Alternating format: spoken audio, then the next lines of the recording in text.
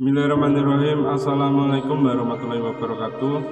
Pemirsa yang dirahmati Allah, marilah kita simak ceramah dari Ustadz Abdul Somad dengan tema Ketika Kita Berjumpa dengan Allah Subhanahu wa Ta'ala.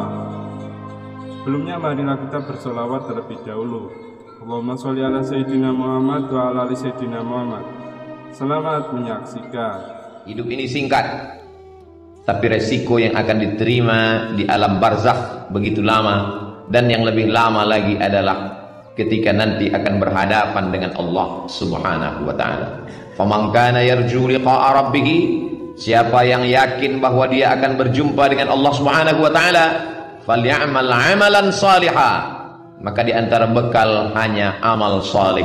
Tapi amal saleh itu pun akan hilang seperti debu dihembus angin. Wala yusyrik bi'ibadati rabbih ahada, jangan pernah mempersekutukan Allah Subhanahu wa Ta'ala. Lain asyrakta, kalau kau persekutukan Allah, la yahbatanna amaluka, maka semua amalmu gugur seperti pohon kayu yang daunnya rindang, dihembus angin puting beliung, lalu kemudian gugur daun-daunnya, yang tinggal hanya batang kayu dan ranting-ranting hampa. Begitulah ketika amal yang banyak tapi kemudian tidak bertauhid kepada Allah, maka di antara doa yang diajarkan Nabi sallallahu alaihi wasallam mengucapkan la ilaha illallah Muhammadur Rasulullah sallallahu alaihi wasallam pada saat malaikat maut mencabut nyawa. Kalimatu haqqin 'alaiha nahya, dengan itu kita hidup, wa 'alaiha namutu, dengan itu kita mati, wa biha nub'atsu, dengan itu kita akan dibangkitkan di padang mahsyar menghadap Allah Subhanahu wa Ta'ala. Kalau sampai hari ini ada orang hidup, nikmat, tapi hidup itu bisa menjadi laknat.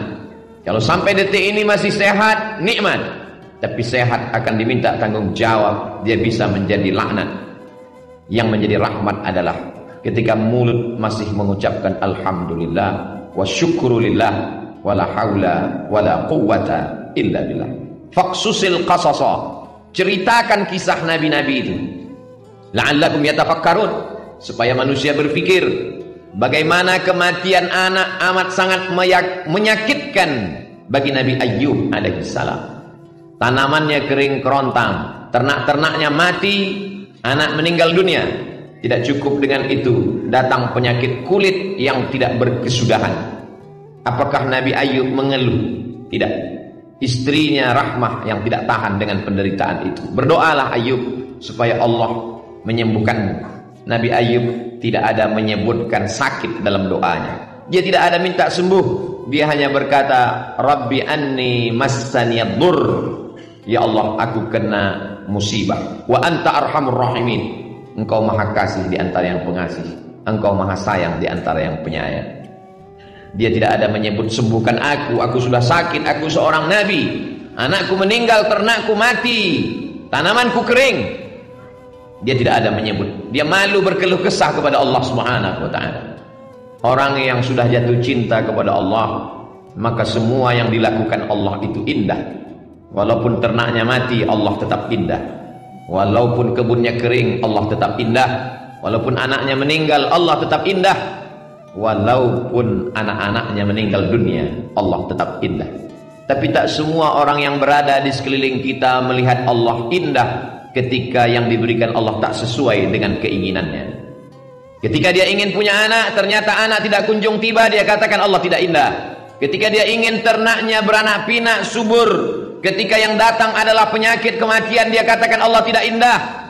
Padahal Allah itu innallaha jamilun, Allah maha indah, yuhibbul jamal, Allah suka kepada keindahan. Tapi seringkali kita mengatakan indah menurut hawa nafsu kita. Kalau tidak sesuai dengan yang kita inginkan, kita katakan tidak indah. Allah kalau sudah memasukkan cinta ke dalam hati seorang hamba, maka apapun yang diberikan Allah indah. Masuk di dalam perut ikan di tengah malam, gelap lautan, 3 kegelapan, gelap malam, gelap lautan, gelap perut ikan, tidak indah. Tapi yang keluar dari mulut Nabi Yunus bukanlah sumpah serapah caci maki. Yang keluar dari mulutnya kata-kata yang indah. La ilaha illa anta subhanaka inni kuntu minadh dhalimin. Orang kalau sudah sampai pada tingkat cinta kepada Allah, maka semua yang dilakukan Allah terhadap dirinya indah. Seperti orang jatuh cinta terhadap bayi yang tidak berdosa. Datang bayi itu memukul wajahnya, dia tersenyum. Bayi itu mengencinginya, dia tertawa. Kenapa? Karena bayi tidak berdosa. Bayi bukan Tuhan. Bayi hanyalah hamba Allah, belum ada dosa pada dirinya. Semua yang dilakukan bayi itu indah. Kenapa?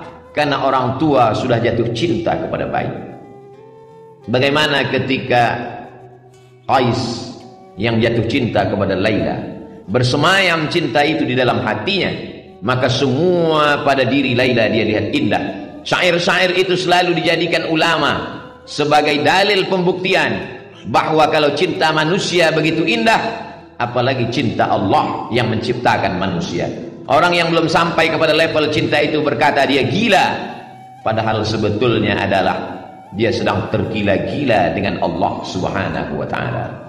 Janna jununuhu, tertutup akalnya. Orang menyangka dia sedang terpukau, padahal sebenarnya hatinya sedang jatuh cinta kepada Allah Subhanahu wa taala. Siapa yang cinta pertama kali? Allah. Yuhibbukum, Allah mencintai mereka. Wa yuhibbuna, mereka membalas cinta Allah Subhanahu wa taala. Ya bunayya, wahai anakku, inni ara fil manam, aku lihat dalam mimpiku, anni azbahuka, aku menyembelih lehermu. Fanzur madza tara, apa pendapatmu? Apa jawab anak yang juga cinta kepada Allah? Ya abati, wahai ayah, if'al ma tu'mar, laksanakan apa yang diperintahkan Allah. Satajuduni insyaallah minas sabirin, insyaallah aku sabar menerima apa yang diberikan Allah Subhanahu wa taala. Kalau sesuai keinginan kita dengan yang diinginkan Allah, maka bersyukurlah. Kalau tidak sesuai yang diharapkan dengan apa yang diberikan Allah, maka bersabarlah.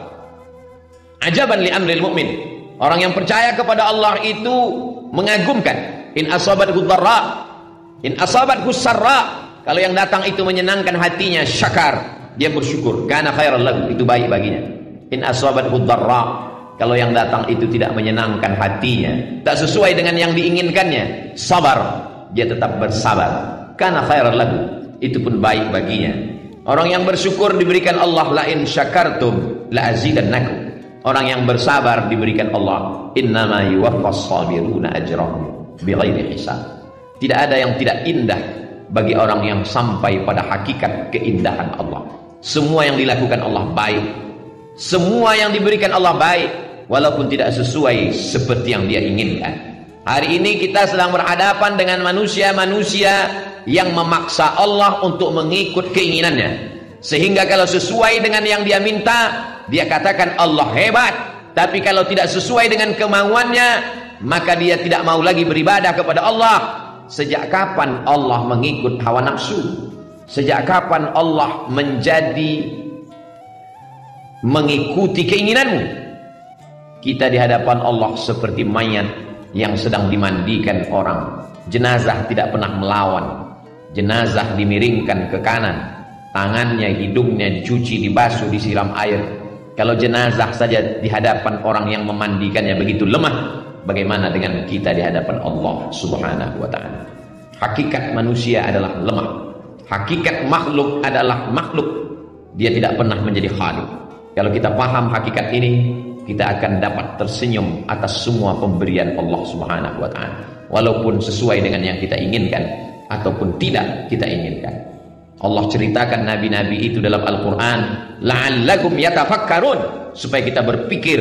Kurang hebat apa lagi Nabi Nuh alaihi salam, tapi ketika tak sesuai dengan yang Allah berikan.